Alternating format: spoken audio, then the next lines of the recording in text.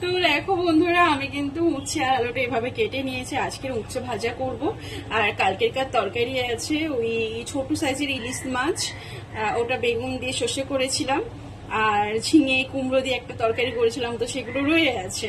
তো সেই জন্য আজকের ভাবলাম যে আজকের উচ্ছেগুলো নষ্ট হয়ে যাচ্ছে, ভেজে নেব আর মুসুর ডাল করব। তো আজকে খাওয়া দাওয়া এইগুলোই, ঠিক আছে।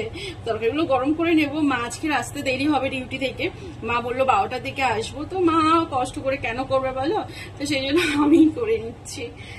আর কি বলবো, যারা নতুন আছো নতুনদের পাশে কিন্তু আমি সব সময় আছি। আমাকে সবাই ভালোবাসা দাও, আমিও তোমাদেরকে ভালোবাসা দেবো। এইভাবে আমরা একে অপরকে যদি না করি বলো, ভালোবাসি, তো কি করে কি হবে। তো আর কি বলবো বলো। পুজোর শপিং আমার কিছুটা কেনা হয়েছে, কিছুটা কেনা হয়নি। তো সানডেতে যাব শপিং করতে। তো পুরো সব কমপ্লিট হয়ে গেলে, কেনাকাটি হয়ে গেলে তোমার সাথে আমি ভিডিও শেয়ার করব। তো ওর ভিডিওটা, কালকে গ্রামের বাড়ি গিয়েছিলাম সকালবেলা, আবার দুপুরের ট্রেন ধরে চলে আসতে হলো। অনেক কষ্ট হয়েছিল কালকে, সেভাবে নতুন ভিডিও বানাতে পারিনি।